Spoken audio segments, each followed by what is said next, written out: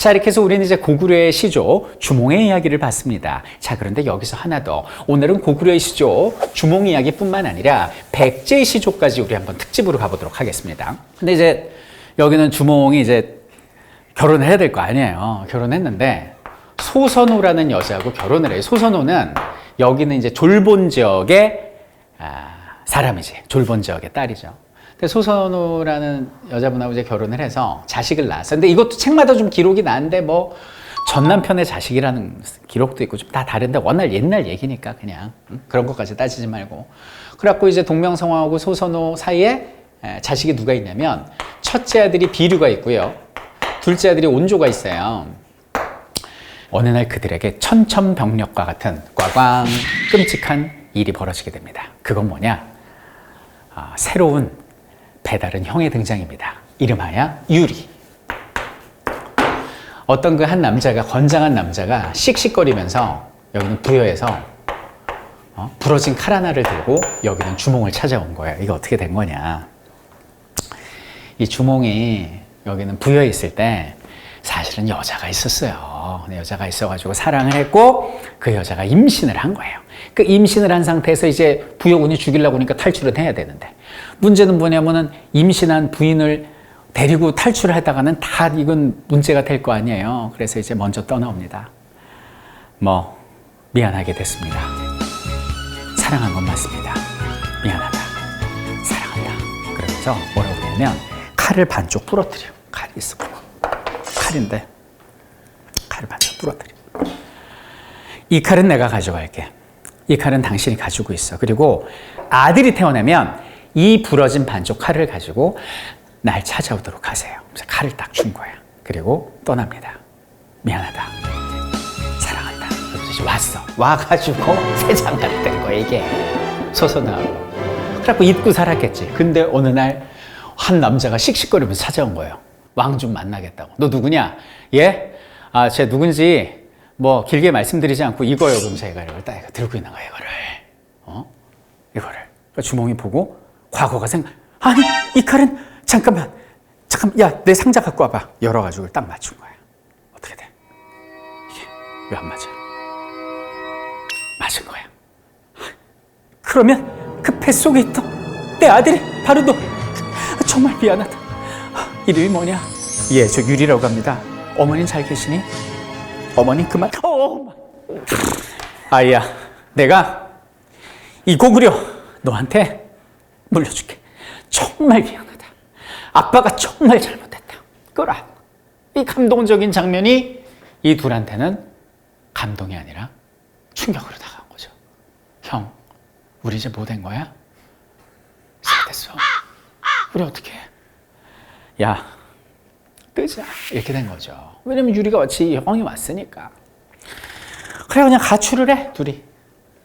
가출하는데 어떻게 단둘이 가겠어요? 자기 무리를 이끌고 내려왔지. 내려와가지고 이 주몽의 아들 비류하고 온조가 쭉 내려와요. 오다가 이제 오늘날 여기 이제 경기도 근처로 왔어.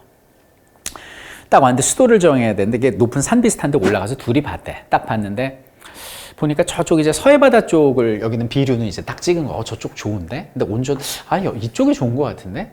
근데 다시나들이 말렸는데 비류는 무조건 저쪽이 좋다고 그러면서 갔대요. 거기가 어디냐면 미추홀이라고 오늘날 인천이에요.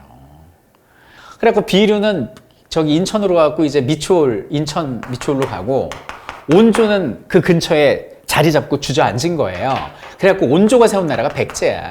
그래서 백제의 첫 번째 수도가 한성, 위례성인데 그래갖고 여기는 이제 비류 따라갔던 사람들이 살기가 어려우니까 이제 비류 죽고 나서 대거 1위로 이제 합해지게 되고 결국 비류는 떠나고 온조의 백제가 여기는 오늘날 서울, 잠실, 송파구 근처에 자리 잡게 되었다라고 보시면 되는 것이죠. 그리고 여기는 요 백제는 초반에는 여러 나라의 연합체 중에 하나였어요. 근데 마한이라는 나라 나중에 우리가 다룰 텐데 요 마한이 54개 소국의 연합체거든. 수많은 나라들이 있었고 이 중에 짱이 이제 목지국이란 나라예요. 거기서만 마한의 왕이 나왔었는데 이 백제는 초반에 마한의 54개 소국 중에 저 바깥에 있는 아웃사이드 완전 아싸야, 아싸. 그냥 변두리야, 변두리. 근데 이 변두리에 불과했던 백제가 결국에는 여기는 마한 전 지역을 통합을 하고 중국의 요서, 산둥, 남중국, 바다 건너 규슈까지 진출하는 글로벌 한류의 원조가 된다는 사실 여러분들은 모르고 있죠? 나중에 커밍순 하니까 꼭 기대해 주시기 바라겠습니다.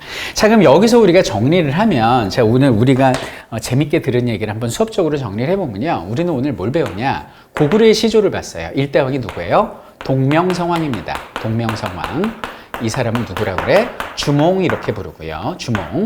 그 다음에 백제의 시조도 봤거든요. 백제의 시조는 온조예요. 온조왕. 일대예요. 근데 여기는 고구려하고 백제가 전부 다 어디서 나왔다? 여기는 부여에서 나왔다는 거죠.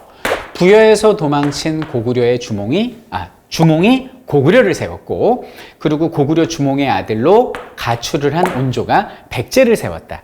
그럼 여기는 세 나라가 공통점이 있을 거 아니야. 여기서부터는 제가 여러분들 시험에 도움되는 얘기를 조금 해줄게요. 지금까지는 인생시험용이고 지금부터는 학교시험용을 말씀드릴게요. 여기는 부여하고 고구려가 상당히 비슷한 점이 많아. 왜? 계열이 같으니까. 그래서 부여의 법을 보면 내가 한 번 잘못하잖아. 뭐 책망한다 그럴 때, 뭐 질책한다 그럴 때. 그래서 한 번 내가 100만 원을 훔치면 1200만 원을 배상해야 돼. 이걸 일책12법이라고. 요게 부여의 법이기도 하고 고구려의 법이기도 해요. 그리고 형이 죽으면 그 형수가 동생하고 결혼하는 형사취수도 부여의 법이자 고구려의 법이기도 해요. 왜? 계열이 같으니까. 부여도 5부족이 연맹해 있는 상태고 고구려도 5부족이 연맹해 있는 상태다. 이런 것들이 이제 공통적인 내용이고, 그럼 고구려하고 백제는 무엇이 똑같으냐? 나중에 학교에서 자세히 배우겠지만 무덤 형태가 똑같아요.